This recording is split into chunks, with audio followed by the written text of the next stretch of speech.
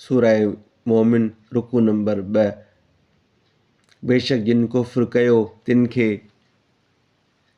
सॾिबो ऐं चइबो त अल्लाह जो अव्हां ते ॾमरजणु अव्हां जे पाण ते अॼु जे ॾमरजण खां तमामु वॾो आहे।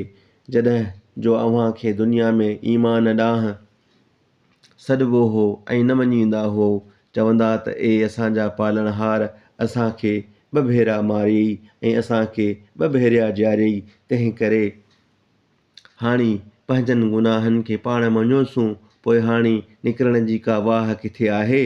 चइबुनि त इहो अज़ाब अव्हां खे उन्हीअ करे आहे जो जॾहिं ख़ालिस अकेले अल्लाह खे सॾिबो हो तॾहिं अव्हीं इनकार कंदा हो, ऐं जेकॾहिं साणसि शरीक ठहिरायो वेंदो हो त उन ॻाल्हि खे मञींदा हो। पोइ अॼु तमामु मथां ऐं वॾे अल्लाह जो हुकुम आहे। अल्लाह उहो आहे जेको अव्हां खे पंहिंजूं निशानियूं ॾेखारींदो आहे ऐं आसमान मां अव्हां लाइ रोज़ी नाज़िल कंदो आहे, ऐं नसीहत रुॻो उहो वठंदो जेको ख़ुदा ॾांहुं मोटंदो। पोइ अल्लाह लाइ पंहिंजी इबादत खे ख़ालिस करे उन खे सॼो, जेतोणीक काफ़िर पुछां भाईनि।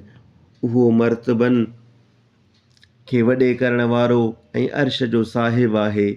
पंहिंजनि माननि मां जंहिं ते घुरंदो आहे तंहिं ते पंहिंजे हुक्म सां वही मोकिलींदो आहे त उहो बानू माण्हुनि खे अल्लाह जे मिलण जे ॾींहं खां ॾोॼारे, जंहिं ॾींहुं उहे क़बरुनि मां ॿाहिरि निकिरंदा।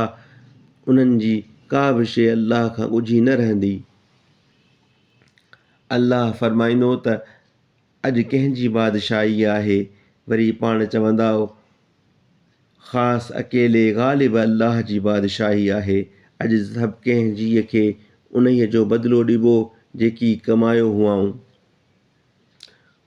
अथसि।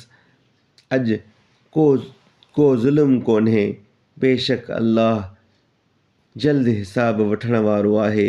ऐं पैगंबर खेनि क़यामत जे ॾींहं जे उन्हीअ महल खां ॾेॼार जंहिं महिल दिलियूं निड़घटनि खे वेझियूं थींदियूं, उहे ॾुख भरियल हूंदा। उन ॾींहुं ज़ालिमनि जो न को दोस्त ऐं न को पारत कंदड़ हूंदो जंहिं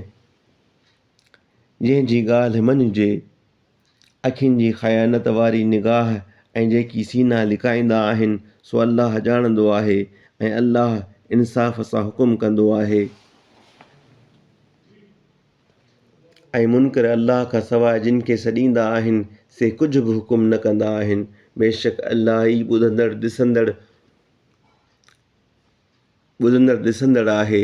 मुल्क में न घुमिया आहिनि छा त निहारे ॾिसनि त उन्हनि जी पुछाड़ी कहिड़ी तरह थी। जेकी खाइनि अॻु हुआ उहे खाइनि सघ, ऐं ज़मीन ते निशानियुनि याने महलातुनि जे जोड़ण में तमामु ॾाढा हुआ।